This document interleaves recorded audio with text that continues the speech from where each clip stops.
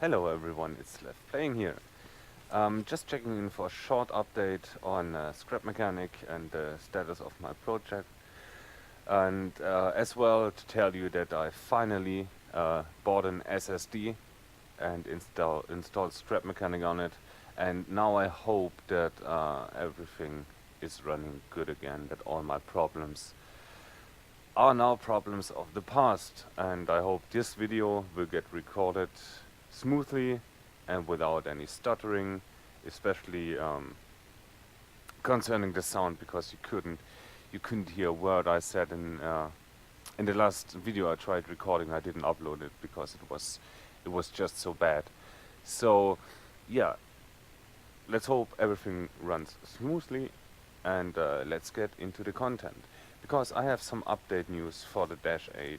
People keep asking me when is the Dash coming out, and I keep telling them it's a big project of mine. I've been working on this project for a long time now, and the problem with the reason it takes so long is that every time I'm almost done, new parts come out. Like, for example, the biggest modification was the wing parts. So in the beginning, this plane was working like all the other planes did in Scrap Mechanic before the wing parts came out. So these were just blocks, no lift whatsoever, and I had to install thrusters in the body somewhere to lift the plane up. So then the wings came out and I had to redo all the wings, and now the new number logic of the mod pack came out, so I had to redo all the engine electrics I had done. So yeah, it's not that much work altogether, but new work keeps coming up, and I have to correct certain things on this plane, and install new stuff, so we are up to date on this plane. And yeah, this is really awesome, especially the new wing parts from the mod pack that you can turn without a bearing. I wanted to implement that in my Dash so much, because I tried before to have a propeller made of wing parts, but it is also capable of rotating the individual blades to accommodate for certain states of flight. This is how it is done in real life, and this is the way I want it to be done in Scrap Mechanic. And now I can do this. So yeah, basically at this stage, this plane is not able to fly because there are still a few systems missing. But I think the biggest part of this project is now finished. I just finished it yesterday, and that's getting the engines to run, and getting the engines to run in such a way that they resemble turboprop engines. So propeller engines with a jet engine inside. And yeah, I got to do some more stuff, connect the control surfaces, look what deflection is good for a good control in the air. I have to hook up the gear so it's retractable. All the bearings and stuff are already there. They're just fixed now with this controller, but it's all there. It has to be connected, and it's very, very easy in small systems that I have to build for this stuff to work. So if you look what's already on the plane, like this was the main part, designing and building these control units for the engines. Yeah, that control the individual wing pieces. Now I know that if you have a certain number input for the wing piece, you can just give it that input and then connect wing to wing to wing to wing. I did not do that, in case anyone is wondering, because all the wing parts here have an individual value. This is so, maybe you can see it, I hope you can see it. They don't have the same angle. They're getting steeper towards the root of the propeller. That's the way it is in real life, simply because, maybe if we look up on the wing like this, so you see on the bottom, or yeah, on the root in the center, that we have a big incline of the prop, and here we have only a small incline. And the reason for this is when the prop is turning, the inner parts of the prop are traveling way less distance than the outer parts. This circle is a much longer way than this circle. So in order to, to travel the same distance, this has to be much steeper, a much steeper angle, and a much steeper spiral that results from this angle. And if we take this wing, we have a very shallow spiral, but it ends up in the same distance. And the second thing, in case you're wondering, well, this is not going to produce any thrust, is it? No, it isn't. This propeller is now in the feathered stage. Whenever the engine is off, the propeller will return to this stage. And this is because when in the air the engine fails, it won't happen to us in scrap mechanic because we have an on-off switch, and if the switch is on, the engine will work.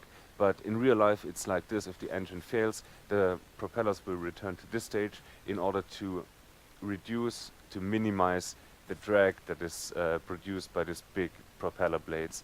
So if they are angled like this, if they are completely, blocking the oncoming wind, it's a lot of resistance here. And to minimize that, we turn the propeller to the feathered stage. Now, it would be very complicated to operate all this. It's not even done in real life in the big planes. In the smaller planes, sometimes you have to control the prop pitch by yourself, but we don't have that here because we only have 10 buttons to spare, and it would be overly complicated to have a system where you control the engine, control certain aspects of the engine, control the propeller, control the gear, control the flap system. We have a flap system here that's going to be working. All that stuff, we don't want that. So I designed that engine to be, automated for the most part. So it runs on just 2 buttons and a switch. The switch is a master switch that has to be pressed before each flight, so that turns all the systems on, resets all the counters, that the plane is ready to go. And if you activate the master, the engines will start up in sequence. First the left engine, if you're looking in the direction of flight. First the left engine, the number 1 engine, then the number 2 engine. And they will activate like this, with the propellers like this. So at first they will turn very slowly, and then the propeller control system kicks in. So once both engines are running, and if you're watching videos of startups of turboprop engines, this is exactly how it works. The propeller is in this stage, in the feathered stage. The engine starts up, spools up. The propeller is turning, but comparatively slowly. And once the engine is running and ready to go, the propellers are being turned into the disc of rotation, to minimize the drag and actually give us some thrust. So yeah, it's a bit hard to understand if I just talk about it. So I'd rather just show you. And yeah, we're gonna do this in 2 parts. I'm gonna show you the outside view, how it looks from the outside, and then we're gonna check out the cockpit, because I built a fully functioning cockpit, well, mostly functioning cockpit, with some indicators. It's all really nice. So I'm gonna show you that. But first, so we can concentrate just on the engines, I'm gonna show you how it looks from the outside. And in case you're wondering what this is just to block us from just traveling off, because there's no control on this plane. At this stage, we cannot turn, we cannot lift up, pull down. We cannot do anything. All we can do is control the power of the engines, and then, well, the next building is very near. So this is just to prevent us from going away. And the engines are really powerful. So even in idle configuration, when they're just comparatively slowly spinning on idle, the plane will actually start to move very, very slowly. That's why I'm going to build a parking brake system in the finished plane, which is also really, really easy to do.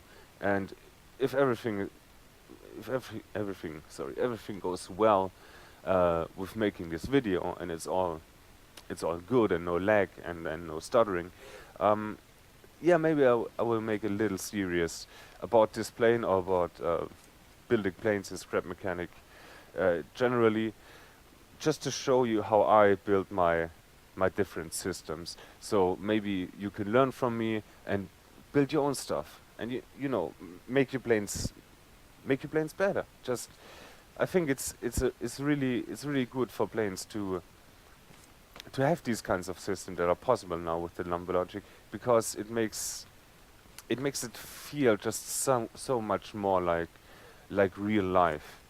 You know, the first planes I built, they were cool and they looked cool and they worked good, but they were lifted by thrusters. There was so much work around the problems with the physics and with the limitations of scrap mechanic. And I could just feel that this is not a real plane, but a machine that is supposed to look like a plane and kind of move like a plane, but is really something else. So really it was, yeah, kind of spaceship that looked like a plane. And now we have the wing parts and functioning engines and everything. So yeah, it's a big step forward, and I'm really, really happy that I can show you this today. So this is the cockpit. There's not really much to it, but it's all very neat.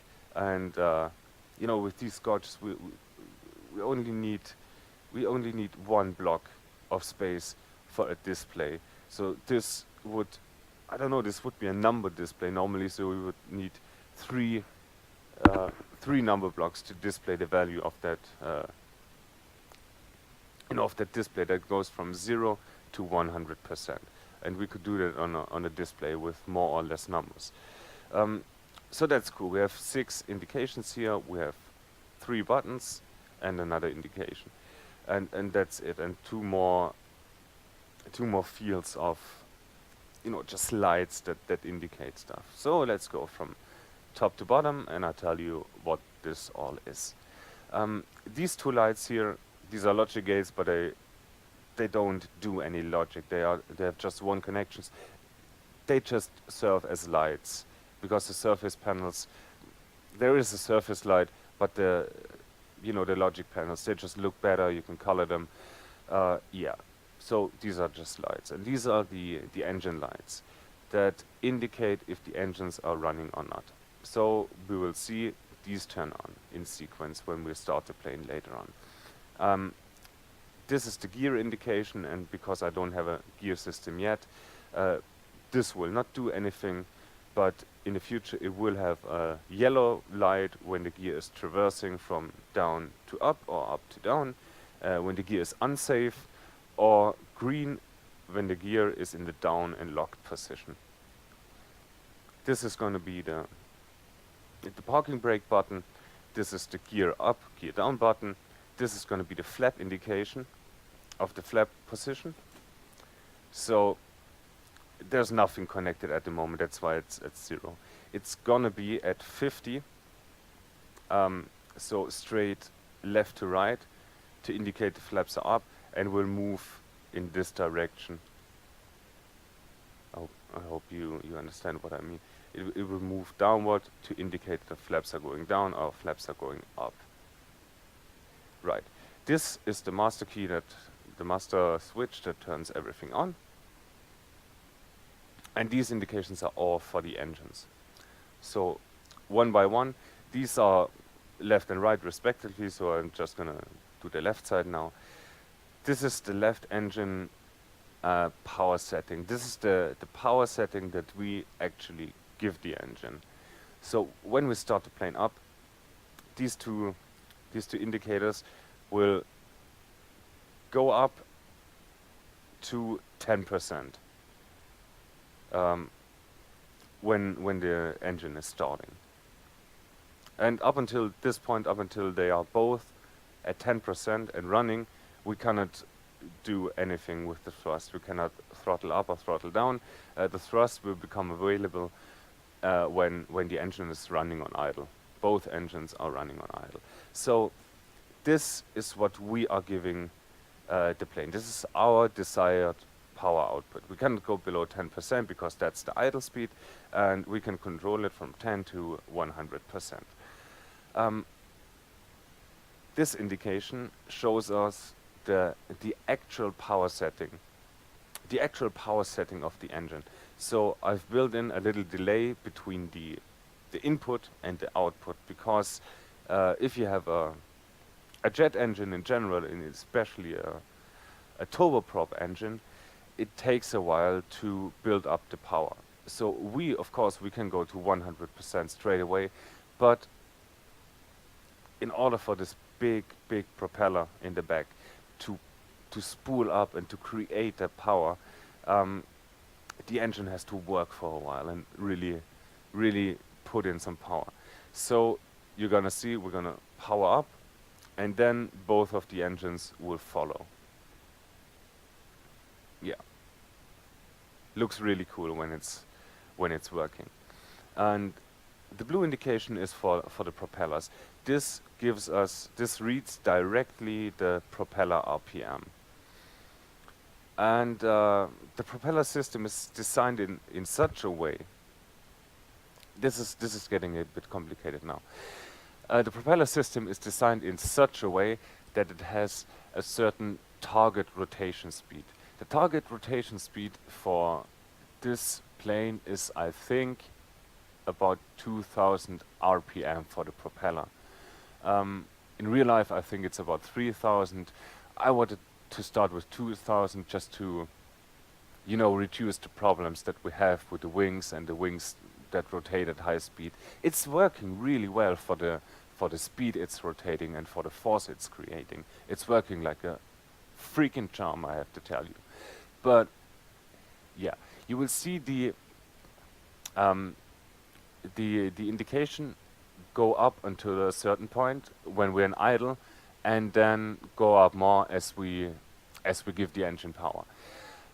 Straight up is the value for our target rotation speed. That should be, if I remember correctly, should be 12,000 degrees per second, which should translate to 2000 RPM. So the way this works is, when we start the engine up, you saw the propeller in the feathered stage. They are pointing forward now, and they are going to turn so to the point of the least resistance. So the outer tips, the tips of the propeller, have only 1 degree angle of attack. So now it's about 90, and yeah, it will rotate until we have a very low angle of attack. This is in idle configuration. This will not be enough to give us the target rotation speed. So when we power the engine up, I think it's up until 50% power, the propeller will just follow. It will just follow the power settings. More power means a higher rotation speed. But as we go, above 50% power, if we power up to 90, 100%, the propeller will turn faster, but the instant that we have a higher actual rotation than the target rotation, the propeller system will kick in and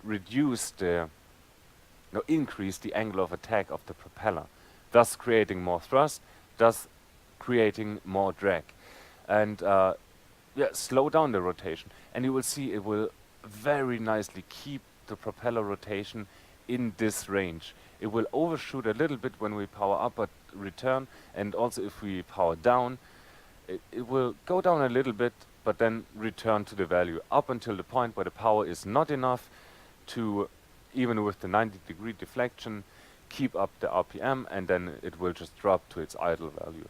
And that's how it is in real life, and it makes me so happy to see this system, and with all the modded parts just see the system work that good just makes me happy. Okay, but I think that's it for the explanation. So let's just go ahead and start up the engine. So I push the button and now it will take a few seconds. You see very, very slowly the engine number 1 comes up. It rotates very, very slowly now because there's a lot of resistance created by the propellers. And now once the second engine is done, now it starts to turn the propellers and resistance decreases, and now we have a high RPM. Yeah, it's not running too smoothly because of all the scripts running, so yeah, it kind of syncs with the camera speed or with the frame rate. But believe me, this is rotating really, really, really fast. Now you can maybe see it. So this is the idle RPM, and if I wouldn't have these blocks here, this would be enough to slowly, very slowly move the plane.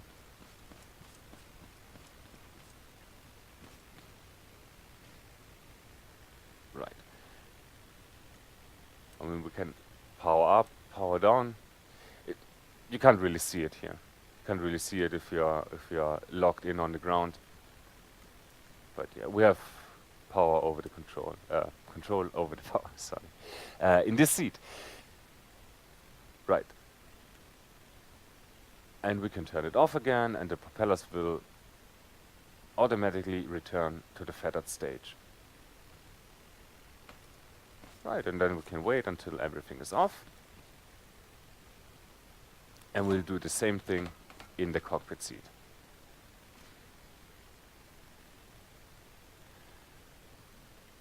Right. Okay, the yellow button is the yellow switch, sorry, the round switch here on the far end. It's the master switch.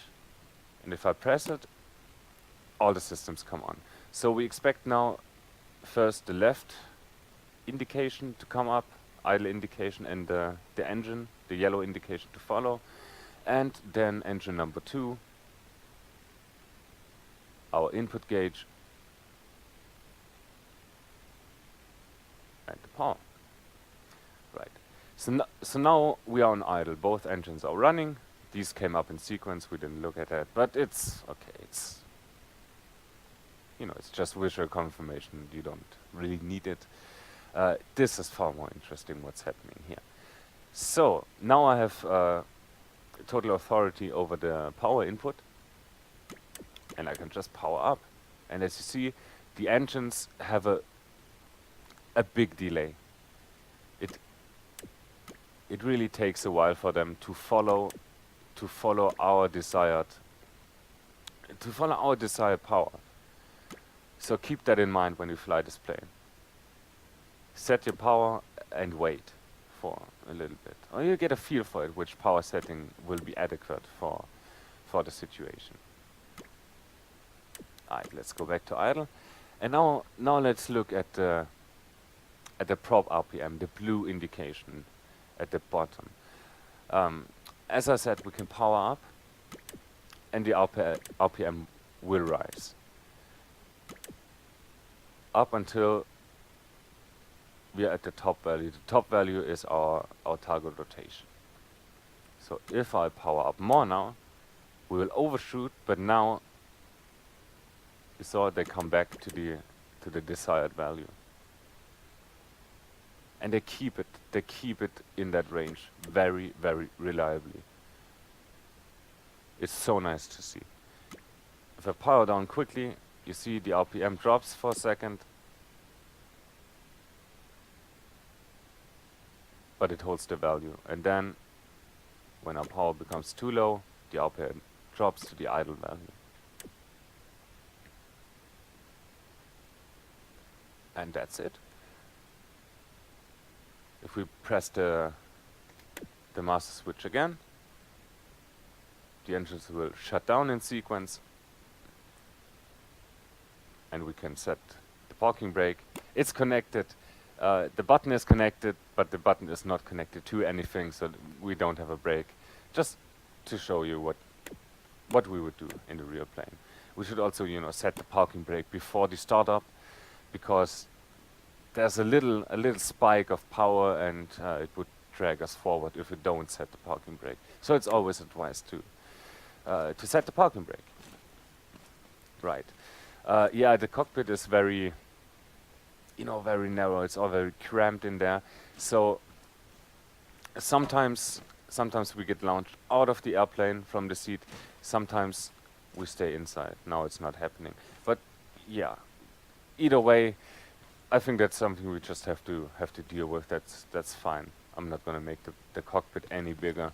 I find it more important that it looks good when you sit in it. And well, if you get shot out when you dismount off the seat, well, I don't care. I don't care really. I want a plane that works good. Right. And apart from that, yeah, I have to design the missing systems. That's not going to be too long. We got all the seats in there. Basically, we just have to put the floor in there, paint the floor, paint all the outside. And yeah, I think we have a finished plane then. Of course, we have to, once the controls are connected, we have to test this plane, because as you might have seen, the props are turning the same way, and that's because I want to make it I wanted to make it as realistically acting as possible, like with my other planes. So we might have problems with the propellers turning in the same direction, and the resulting torque wanting to turn us. I have to see if I can counteract that with aerodynamic control surfaces that counteract this, or with weight or something. Let's see what happens.